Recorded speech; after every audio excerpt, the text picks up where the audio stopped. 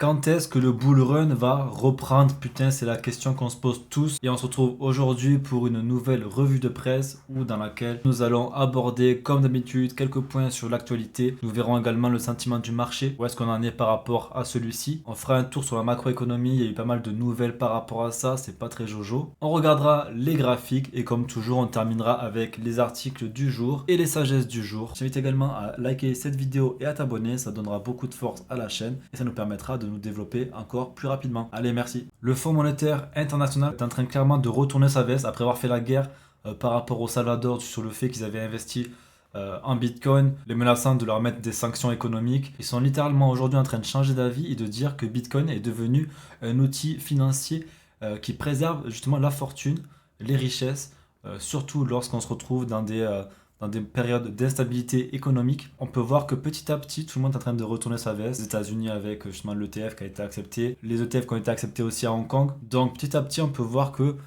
tout le monde est en train de changer d'avis par rapport à la crypto, à Bitcoin. C'est Schopenhauer qui disait justement que toute idée passe par trois phases.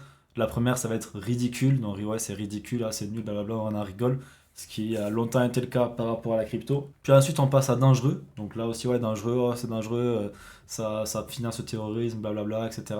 Et après, ça devient évident. Donc progressivement, on est en train de rentrer dans une période où ça va devenir évident. Et j'ai envie de dire que les prochaines années sont vraiment intéressantes par rapport à ça. Donc super nouvelle par rapport au Fonds monétaire international. Grayscale a rempli le document S3 pour justement s'enregistrer afin d'avoir l'ETF Ethereum en train de remplir ces petits dossiers, mais actuellement de ce qu'on voit c'est que la SEC n'est pas très intéressée par rapport à ça. Après avoir repoussé l'ETF Bitcoin pendant des années et des années et avoir été un petit peu contraint de l'accepter grâce à un procès qui a été gagné par Grayscale, potentiellement que l'ETF Ethereum mettra plus de temps et c'est la news qu'on va voir juste après. Il nous dit que donc la SEC, qui est un peu comme l'AMF, un peu l'autorité des marchés financiers aux États-Unis, aurait tendance à refuser l'ETF le mois prochain. Donc pour l'instant, pour l'ETF Ethereum, rien n'est gagné. À partir du 23 ou 24 mai, d'après les nouvelles qu'on a aujourd'hui, la SEC devrait refuser cet ETF. Donc après, tant qu'on n'est pas encore sur le jour même, on va pas pouvoir vraiment se prononcer. Mais ça ferait sens, sachant que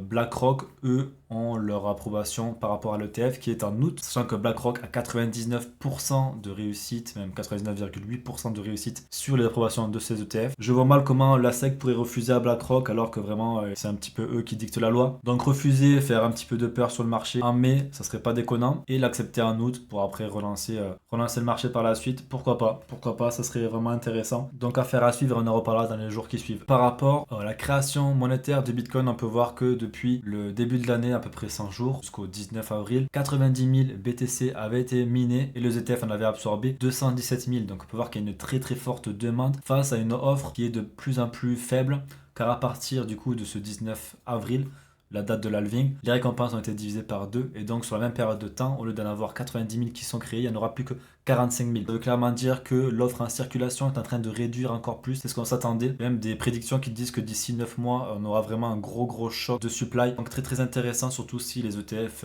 continuent à absorber énormément de Bitcoin. Et si on rentre dans un bull run, donc la phase parabolique du bull market, dans laquelle là, tous les retail, les gens qui entendent parler de Bitcoin par-ci par-là, vont s'y intéresser à outrance. Et c'est là qu'on va voir cette période parabolique qui pourrait arriver. Les volumes on-chain ne font qu'augmenter et ont déjà dépassé les chiffres que nous avions lors du bull run de 2021. On peut voir que la DeFi est très présente actuellement et potentiellement avec justement tout ce narratif autour du liquid staking, ça pourrait être un catalyseur qui fait que la DeFi attire énormément. Donc est-ce qu'on pourrait avoir un DeFi summer comme on l'avait eu en 2020 juste avant le bull run de 2021? C'est une chose qu'on peut se poser comme question. En tout cas, on peut voir que les chiffres sont vraiment par rapport à la DeFi avec vraiment une grosse explosion au début de cette nouvelle année. Le Venezuela se tourne vers la crypto pour contourner les sanctions américaines sur la vente du pétrole. Alors il parle de se tourner vers Tether, vers l'USDT pour passer ses ventes en question, mais il y a Tether qui a répondu récemment que si le Venezuela était amené à faire ça, ils essaieraient de bloquer les transactions. Donc il y a plein de crypto-monnaies stables qui pourraient permettre au Venezuela de passer en crypto pour faire ses ventes de pétrole, mais en tout cas si on voit que même des pays commencent à se tourner vers l'utilisation au quotidien de la crypto, c'est vraiment une nouvelle ultra bullish par rapport au marché crypto. Voici un scénario qui va être bearish. Alors en général, je vous montre quand même des scénarios qui sont plus bullish, qui ont plus tendance à montrer qu'on va aller up to the moon directement en ligne droite, mais là j'ai envie de vous montrer un petit peu l'opposé. Il faut souvent se nourrir des réflexions contraires pour améliorer notre esprit critique. Et donc là, on a Mourad qui nous partage ça, qui nous dirait clairement qu'on pourrait dans une echo bubble. Donc une echo bubble, c'est une chambre d'écho, forcément. Et en fait, ça voudrait dire qu'actuellement, on est en train de se monter la tête entre nous par rapport à la crypto. On voit bien qu'il y a très peu de retail. Les seuls nouveaux entrants, ce sont les gens qui passent par les ETF, mais ceux qui passent par les ETF en général restent avec du Bitcoin seulement. Donc c'est pas ces gens-là qui vont aller sur les altcoins. Donc avec cette petite phase d'accumulation qu'on voit ici. Là, le petit breakout, donc breakout plus accumulation. On pète encore à la hausse. Là, on continue à accumuler un petit peu et on continue avec une petite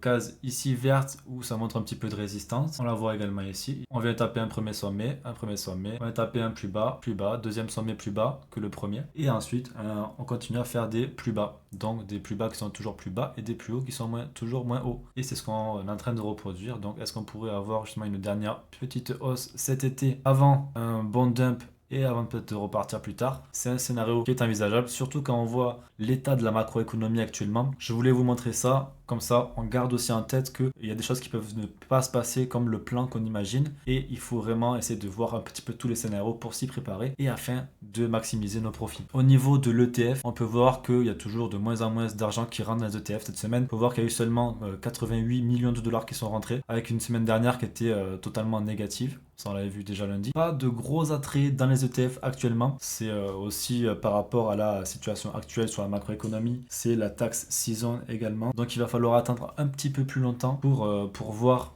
de nouvelles liquidités rentrer, mais en tout cas, vous voyez, je vérifie ça chaque semaine, 2 fois par semaine lors de la revue de presse. Dès que les liquidités vont commencer à rentrer dans les ETF, on va être les premiers à le voir et franchement, ça sera un super insight. Allez, on passe directement sur le sentiment du marché. On peut voir que au niveau de Bitcoin sur les recherches web, on est toujours en train de baisser. Donc là, on voit que ça fait même un joli M. Est-ce qu'on peut trader les figures chartistes sur ce genre de graphique? Je ne sais pas, mais en tout cas, ça a tendance à vouloir continuer à se calmer. Donc c'est un bon signe en tout cas. Ça veut dire également que c'est une bonne période pour commencer à investir ou alors pour refaire ses positions, pour se positionner sur quelques cryptos à droite à gauche, car c'est une période qui est propice. Tout le monde est en train de sortir, de prendre peur, de se dire ok, peut-être c'est fini. C'est vraiment le ralentissement qui peut vraiment nous permettre, avec une consolidation, d'aller chercher plus haut. Donc plutôt intéressant de voir ça. Là on est sur les recherches web, donc on va se mettre sur les recherches YouTube. Et là on peut voir que c'est à peu près identique, avec quand même plus de recherches sur YouTube que sur le web. Par rapport à la crypto, là on peut voir que c'est exactement pareil. On est en train de chercher des plus bas. Et du coup c'est vraiment très encourageant. Par rapport à YouTube, c'est sûrement la même chose. Voilà, on a aussi beaucoup plus de recherches par rapport à YouTube, effectivement. C'est vrai qu'aujourd'hui les moteurs de recherche les plus utilisés, ça va être vraiment YouTube, Google et aussi à TikTok qui est de plus en plus utilisé, surtout par la jeune génération. Au niveau du Fear and Greed, on est toujours à 70. Donc là, j'ai pas grand chose à rajouter par rapport à lundi. Moi, j'aimerais bien qu'on ait une plus grosse chute par rapport au Fear and Greed, donc rajouter un peu plus de peur sur le marché. Ça pourrait se faire, peut-être pas maintenant, peut-être plus tard, mais en tout cas, ça permettrait vraiment de rajouter plus de peur sur ce marché, de faire sortir les gens faibles, comme on appelle ça, les paper hands, les mains de papier, pour faire la traduction en français. Et ça nous permettrait de justement aller chercher des plus hauts par la suite. Là pour l'instant on est toujours un peu dans le entre guillemets là dans l'euphorie, même si le marché est assez calme. Affaire à suivre. Au niveau des liquidités, donc on peut voir sur 24 heures qu'on a quelques liquidités à aller chercher au sud, mais comme on peut voir elles sont vachement groupées et on a quand même un gros bloc de liquidités à aller chercher au 65 400. Donc là c'est pareil, on pourrait peut-être aller chercher en haut pour aller en bas. Si on regarde sur le weekly, là on peut voir clairement qu'il y a plus de liquidités à aller chercher au nord que de liquidités à aller chercher au sud, donc ce serait vraiment pas déconnant de venir rechercher les 67 000 avant de peut-être continuer son range en fait, on est toujours dans ce range là, donc potentiellement on a peut-être aller chercher assez de liquidités au sud maintenant pour aller les chercher directement au nord. Sur le mois, on peut clairement voir qu'il y a quand même plus de liquidités à aller chercher au nord, donc ça pourrait vraiment inciter le marché à aller chercher toutes ces liquidités, donc à repartir vers les 72 000. Pourquoi pas essayer de donner espoir au marché, d'aller chercher un nouvel ATH sans jamais y aller, en venant juste chercher les liquidités pour venir retracer également et toujours rester en fait dans ce range là, dans ce range de consolidation. En tout cas, tant qu'on n'a pas de métriques extérieures qui vont nous dire qu'on pourrait les chercher plus haut, en tout cas chercher un ATH, chercher ce moment où le marché va repartir to the moon. Par rapport à ça, comme je vous disais, c'était quand c'était lundi que je vous disais ça, on était le 22. On est déjà venu chercher au sud, donc pourquoi pas maintenant venir nettoyer au nord. Ce serait tout à fait logique. Sur le plus long terme, on peut voir en fait on est toujours au milieu de ces liquidités. Comme je vous disais, à 50 000, il y a toujours une très très grosse poche de liquidités qu'il faudrait peut-être aller débusquer. Donc peut-être pas maintenant.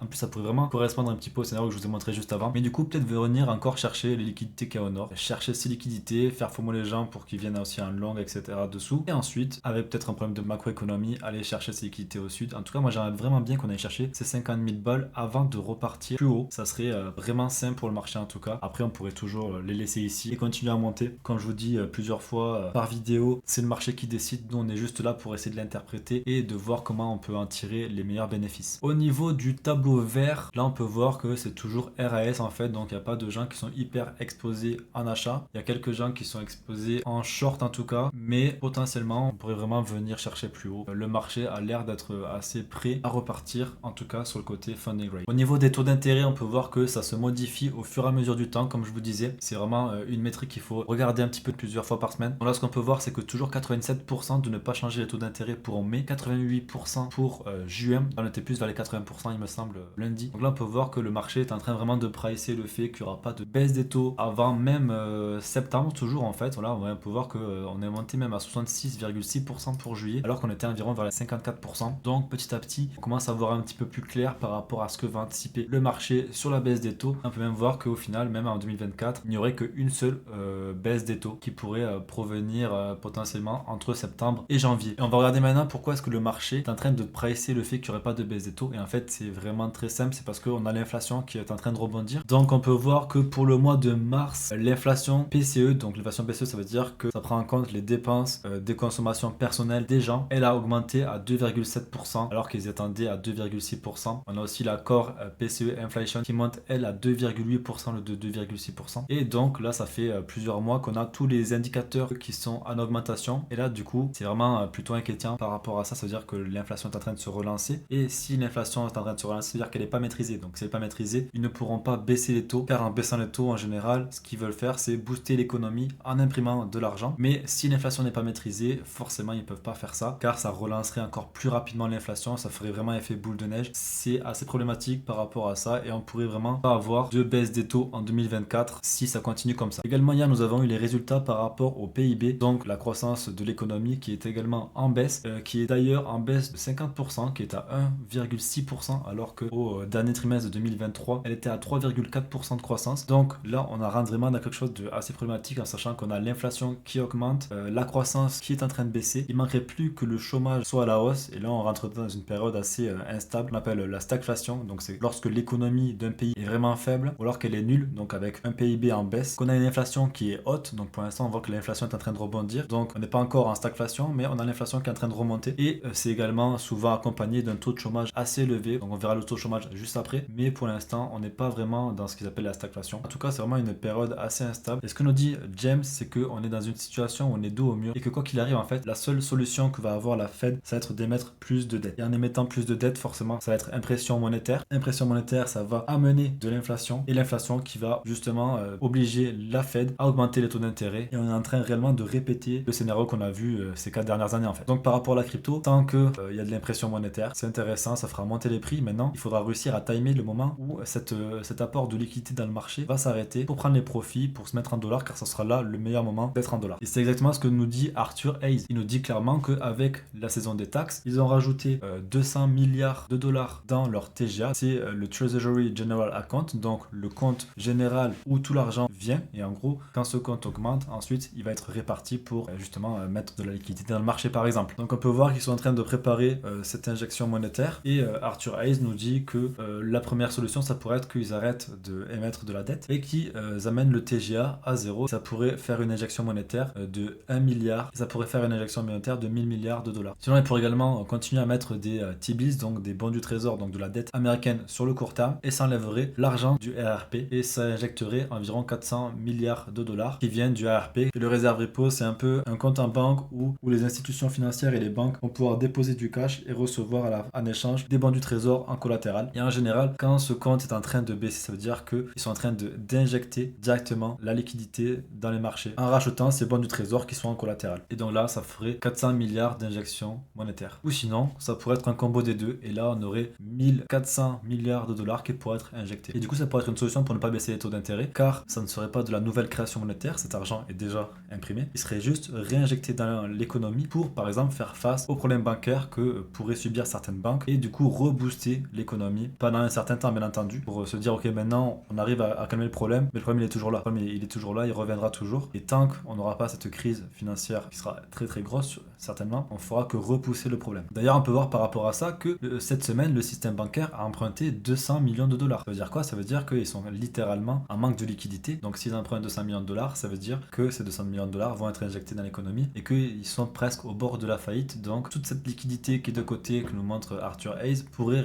être réinjectée pour artificiellement sauver les banques. Et c'est d'ailleurs sûrement pourquoi la Chine a décidé de doubler pratiquement ses réserves d'or en l'espace de 10 ans. Car ils ont sûrement compris que le dollar n'est plus une réserve de valeur, que la valeur du dollar est en train de s'éroder au fil du temps et que la meilleure manière de se protéger, c'est d'avoir vraiment des actifs solides, des actifs antifragiles, on appelle. Donc par exemple l'or, l'argent, le bitcoin, ça peut en être, du pétrole également. Donc par rapport à ça, Peruvian Bull a fait également un super trade, lequel je vous mettrai directement dans la description, si ça vous intéresse de le lire. Allez, on passe maintenant au graphique, et là, comme je vous disais tout à l'heure, par rapport au chômage, RAS pour l'instant, on aura des nouvelles data la semaine prochaine, mais pour l'instant on est toujours à 3,8, donc tant qu'on va rester par ici, il n'y a pas de problème en fait. Tant que le chômage n'augmente pas, ok, on a l'inflation qui augmente, ok, on commence à avoir des problèmes de liquidité, mais franchement, c'est pas si grave que ça, même si ça reste quand même assez grave. Par contre, si on commence à voir ça sur le chômage, là, il faudra s'inquiéter et c'est peut-être là qu'il y aura une réaction de la Fed qui va vouloir imprimer pour justement rebooster cette économie et faire baisser le chômage. Car en général, lorsqu'une crise financière se produit, c'est aussi parce qu'il y a un gros taux de chômage. Là, on le voit ici par rapport au Covid, on le voit ici par rapport à 2008, on le voit ici par rapport à l'éclatement de la bulle d'Internet. Et on peut remonter comme ça et on peut le voir ici également par toutes ces crises financières qu'on a traversées entre les années 70 et les années 90. Donc tant qu'on ne voit pas ça, pour l'instant, ça va. Et on en reparlera certainement la semaine prochaine lorsqu'on aura les résultats du taux de chômage. Au niveau de BTC, on peut voir qu'en weekly, on est toujours dans ce range qui est entre l'ATH et les 59 000. Donc pour l'instant, RAS, là on est aussi dans un triangle de compression. Pour l'instant, on attend sagement. On peut voir également en daily que là, on a pas mal bougé. On a vraiment venu taper ici, retaper ici, retaper ici. Ben, tout dire, c'était un peu le scénario que je vous disais, hein. Là, ce qu'on pourrait voir, ça serait potentiellement, soit on va chercher ici, on pourrait venir ici, peut-être casser ici, chercher là, revenir taper là, tac, tac, ça pourrait être une solution. Ou alors, directement venir casser ici, faire ceci, casser encore là, tac, et peut-être aller plus haut. Mais pour l'instant, on est plutôt dans ce qu'on appelle un range. Comme je vous disais, on peut vraiment venir casser même ici, pas aller plus haut, venir réintégrer, taper ici, aller plus bas. Donc on est toujours dans ce range. Tant qu'on n'aura pas cassé ce range ici et ici, j'ai envie de dire qu'il y a un peu RAS. On est en train de consolider. L'idéal maintenant, ça va être vraiment de préparer les bagues de nos altcoins qu'on va vouloir avoir lors de la prochaine hausse. Parce que Bitcoin, c'est bien, c'est vraiment le catalyseur. Mais c'est pas là où on fait le plus de gains. Et donc du coup, s'il y a des altcoins que vous regardez, c'est peut-être le moment de commencer à s'y intéresser. Bien entendu, ce n'est toujours pas un conseil en investissement. Vous êtes responsable, vous êtes conscient de vos faits et gestes. Par rapport à Ethereum, on peut voir qu'on est toujours dans le scénario que je vous montrais. On n'a pas bougé. C'est le tracé que je vous ai fait lundi. Donc on peut voir, voilà, on est toujours là-dedans. Il n'y a rien qu'à changer. Toujours dans ce range. On était venu casser une première fois. Là, on vient peut-être le retester. Et pourquoi pas, même en vrai, on peut voir qu'on reprend ce support. Et pourquoi pas revenir ici, tac, tac.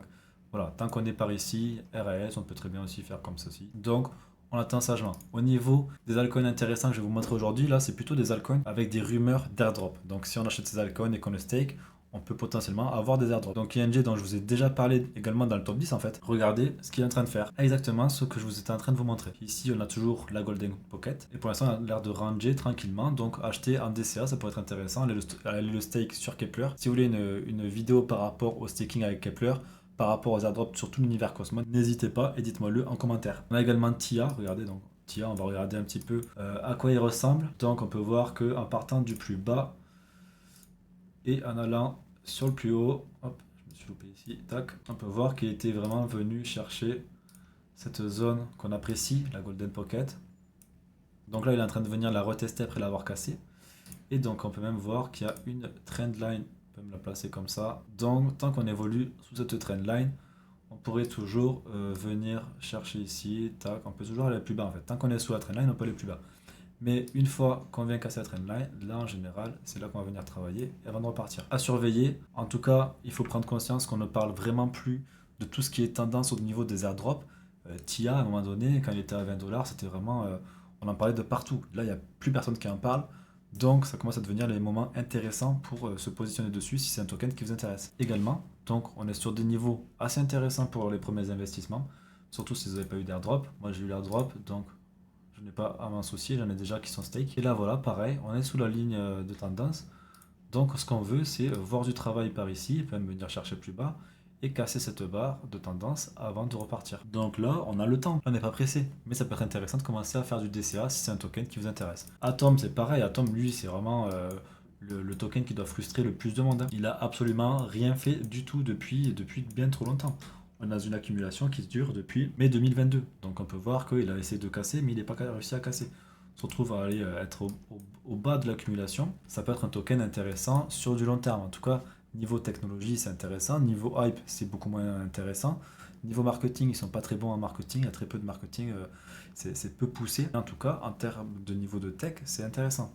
Et ce qu'on peut avoir aussi, c'est également des airdrops. Donc, acheter du Atom, le staker, ça peut être intéressant pour potentiellement avoir des airdrops. J'ai vendu 66% de mon airdrop et je garde le reste que je stake car ils ont annoncé certains airdrops sur le token. Donc là, on peut voir qu'il vient juste d'être lancé.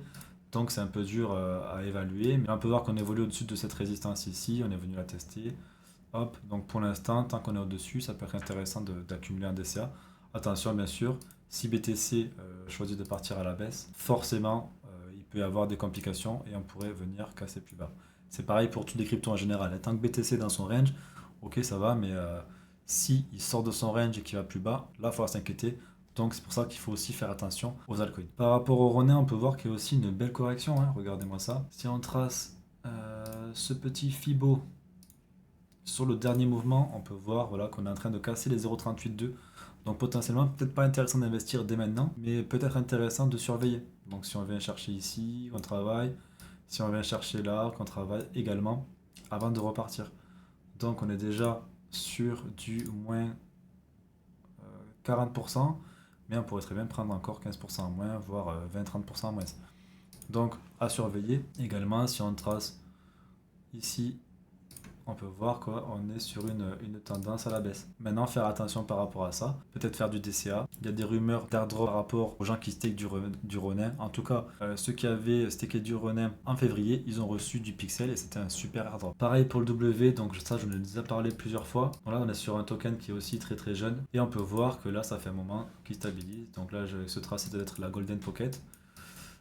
J'ai un Fibo ici que je vais remettre en retracement.